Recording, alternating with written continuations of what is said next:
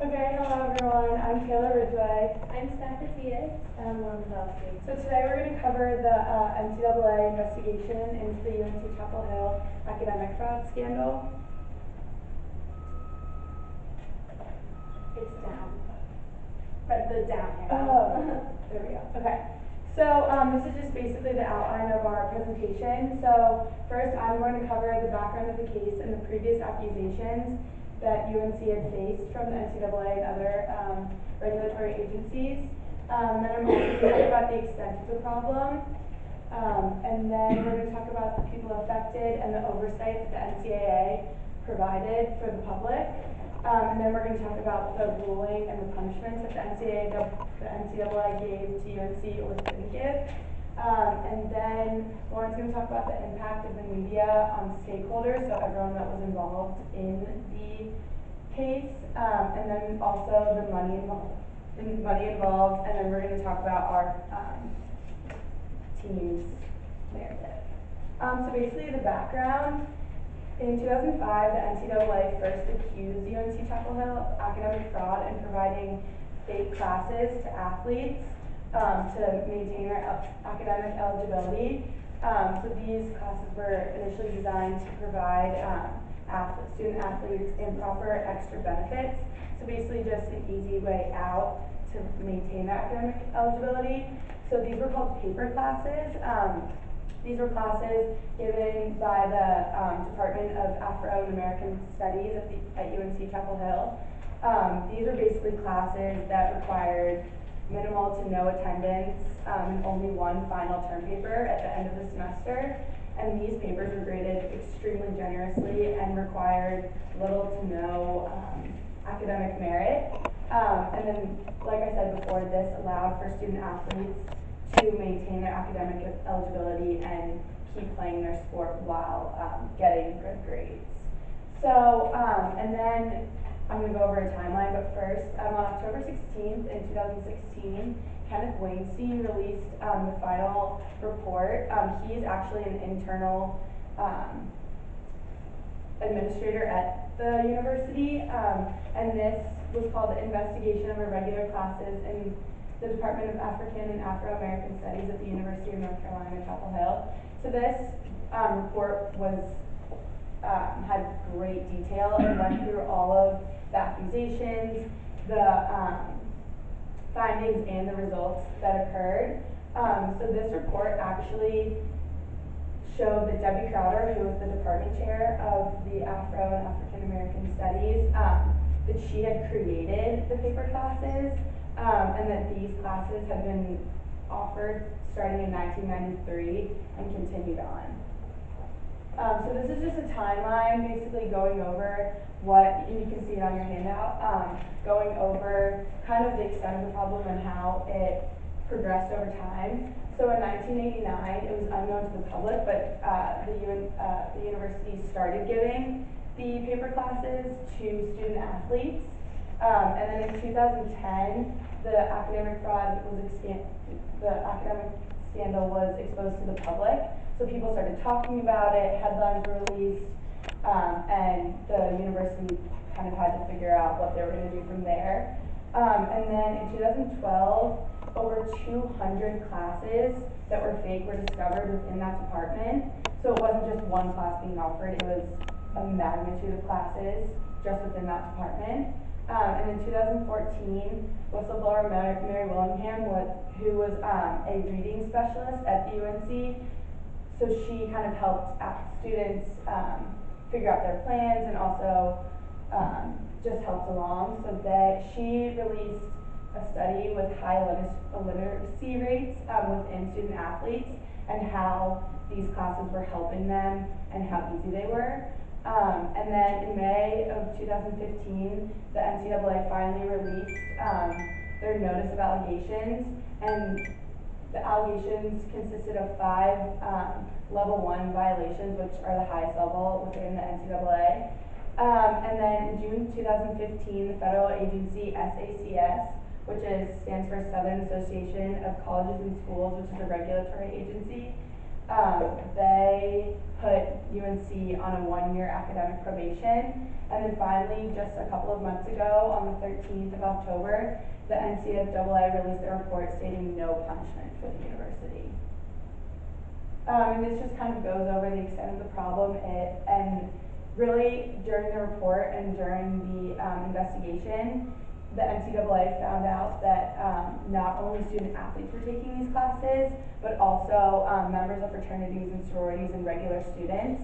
So that kind of gets into what Steph is going to talk about and how the NCAA was unable to put any punishments on the university. Okay, so now I'm going to talk about the NCAA's oversight. So there were 3 notices of allegations that were released, which is the NCAA's version of a lawsuit or an indictment. There were 5 level 1 charges, which are the most serious charges that the NCAA can give, and they included improper extra benefits, violations of principles of ethical code, lack of institutional control, and failure to cooperate and monitor. And then I'm going to talk about the punishments. So while this was going on, there was a lot of speculation about the possible different punishments that could be given to UNC by NCAA. They included things such as a potential television ban, loss of scholarship, vacating championships, and sanctions. However, no punishments were actually given. And this is because the NCAA has a policy that academic institutions are the ones who determine their standards. So the UNC stood by these paper classes arguing that they upheld UNC standards. And these paper courses were offered to all students, not just student athletes. So the NCAA, with their current rules, were unable to determine that academic fraud had occurred. And moving on to the money involved. So in 2011-2012, which was the latest year I could get data for, the NCAA made over $80 million. They only keep 4% of these profits, but still over $30 million. The rest of the money goes to Division I membership, championships, and other programs for student athletes. This revenue, the majority of it comes from marketing rates, and you can see on the chart where the rest of the money comes from. It comes from championships and tickets, investments, and other donations. And then UNC also makes money from college sports. Over here, I just focus on what they gather from just basketball. For basketball, they received over $20 million, which makes them the 3rd highest revenue earning of all college basketball teams, with the average team only earning about $10 million. So UNC generates about double this from their basketball team. Okay, so like many universities, UNC is very long lasts its academic status for student athletes. That being said, it's not surprising that a lot of the media question the academic integrity and pride the school has on their athletics in general. And ESPN did a great breakdown of the final submissions for these paper courses when they presented a short final paper from one of the UNC students. Right here you can see just a couple sentences we pulled from that. The full text is on your handout if you're interested in reading it, so it's hard. But already in just 2 sentences you can see 4 mistakes. And that kind of goes along with how the media has such a great impact on students in general, not just their reputation, but future employers wanting to hire UNC students, as well as staff that are going there right now. Additionally, prospective students and recruiting is going to be increasingly more difficult based on the scandal. Thank you. So after looking at some digital media references, I wanted to look into some scholarly, and I found that UM actually holds a pretty strong database in regards to this scandal. Keep in mind, while it might seem like you don't have much, this is only in the past 3 years, and this is an ongoing 18-year-long academic fraud scandal for UNC.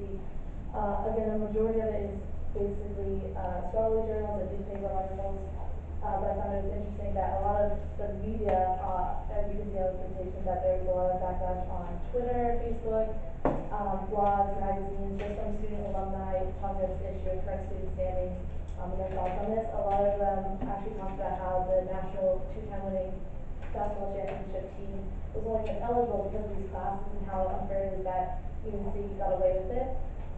Because additionally, it's not just the reputation of the school that is being damaged here, it's the credibility of the academic standing of the students as a whole.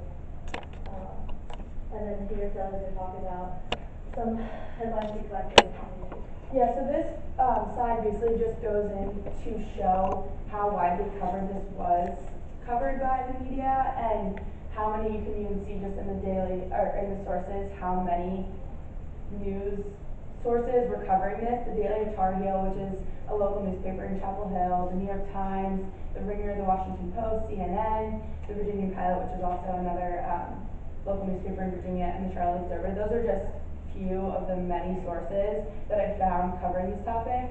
So as you can see, some New York Times headlines, as well as some funny cartoons that kind of just show, one, how UNC might have not been taking this seriously, and how seriously the media was taking it, and how negatively they were representing UNC and showing the extent of this problem.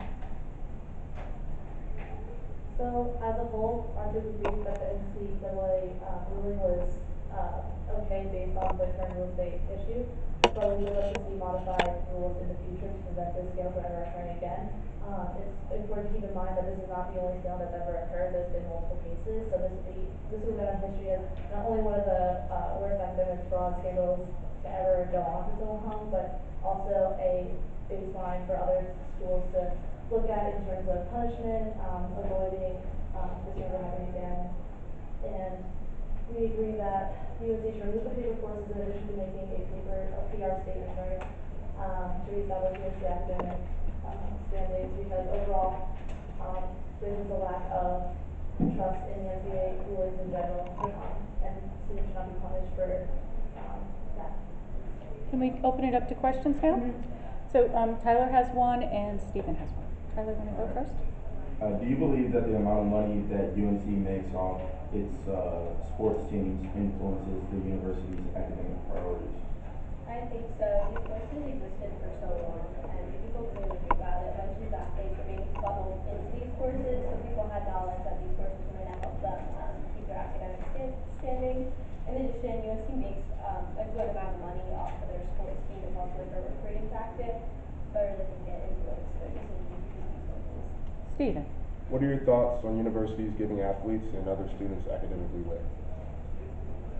Personally, and I think I can speak for our team as a whole, that it's really unfair because, I mean, obviously athletes do a lot, like you guys spend so much time in practice, but it's also still college, and that's like the main point of going to college, is getting a degree and being able to expand your horizons and learn more. So if you're not being pushed to your fullest potential in classes, I just don't think it's very fair to the student and to the other students as a whole. Because if they should be able to get into the university in the first place, they should be able to maintain their academic eligibility throughout their time there. Great. Thank you so much, ladies. Nice job. We've run out of time. Please leave your feedback sheets either on the top table or in the center table for me. And as they're lining up, can you give, if you have a minute to stay, I know we have to run, I know you're totally excused here, but Someone's computer is like, I can call that. somebody left their laptop somewhere. Nicole, you have some good feedback? I like how Lauren, when she talked about the media coverage, she actually used about virus as Yes, I like that too. It's a good use of the lesson. Michael? Just their overall presentation and everything together. It was simple, but there was a lot of substance to it. But you weren't getting overwhelmed by everything you did. It was a good combination. I agree. 12 minutes, really, really solid content and a lot of fluff in there. Yeah, I was also going to say the same thing. Like the slides were very clear and easy to follow along. It wasn't too much, it wasn't too little. It was just like a perfect flow through this thing. I think the addition of the excerpt from the final paper really added to the tone of the academic fraud and just how bad it really is. I I like the A minus in red, it was like the professor's pen on the page, so had a feeling of authenticity to it. Hey, I thought their narrative was like different, because they didn't just say, they said, like, it was fine for the school, but school needs to change. So it was more than just like, well, it was bad, like, they have it clear rules. yes, Chris. And in terms of the presentation structure, you really aligned it with UNC's colors too. Like you kept a theme. You had all of your images that had different logos and the different, or like the excerpt, the A minus, so it all really applied to your topic. Nice job. Appreciate you. We will reconvene on Wednesday. If you are presenting, make sure you are here on time or you forfeit your points for your individual contribution for that. If you presented today, your team needs to upload your presentation on Moodle by 3 p.m. Make sure more than one of you does it, just in case there's a group of. Yes, I am. If you have your hard copy of your, And then also, I have a question. For the course portfolio, do you want the audience analysis? Okay.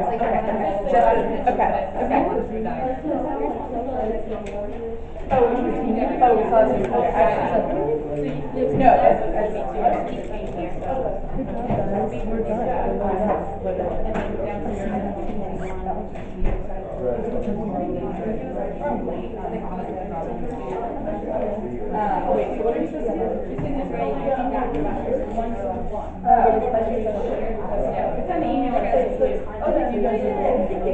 I need your feedback. Thank you. I mean, if one person is ours.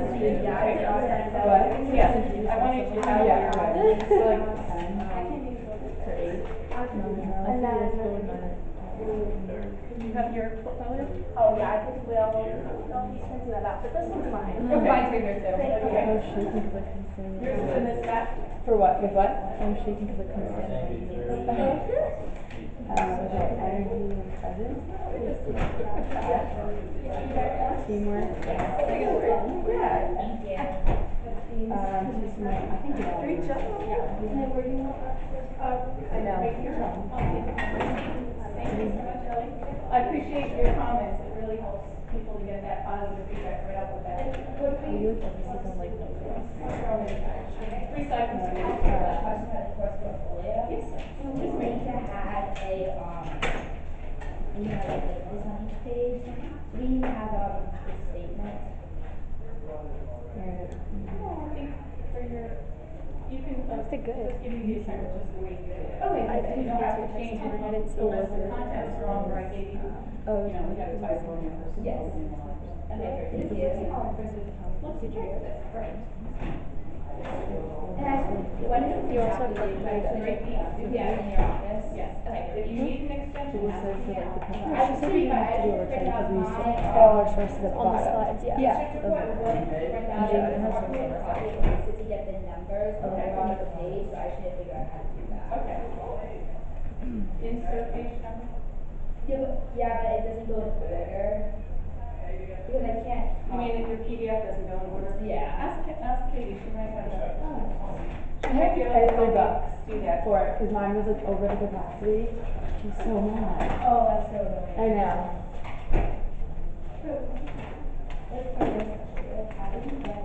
It's like in order that Chandler. like how. Gonna forget her. So we all know. Perfect. Here's our team. Does anybody know Chandler? Yeah. You have a class with her today? I can text her. She forgot her to-do list, maybe just send her a photo, because I I'm know a she's house very member, organized. I might have this too, but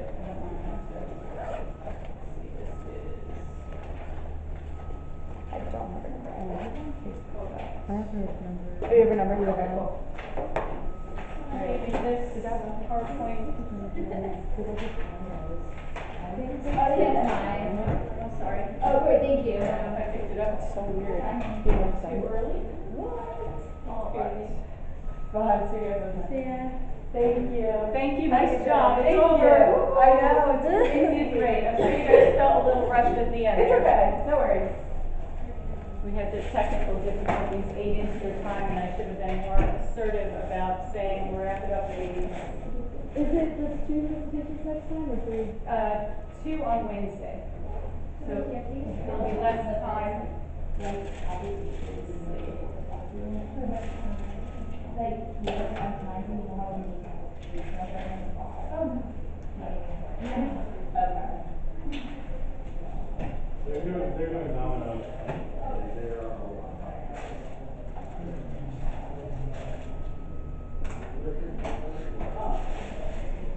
See you Wednesday.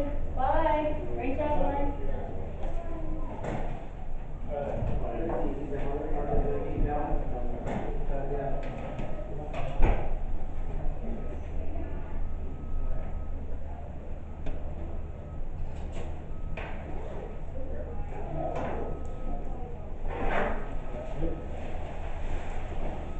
I think somebody forgot their water bottles too. I think it was Chandler. Miss Chandler says she just needed to go. I'll leave it over in the corner, she'll try to.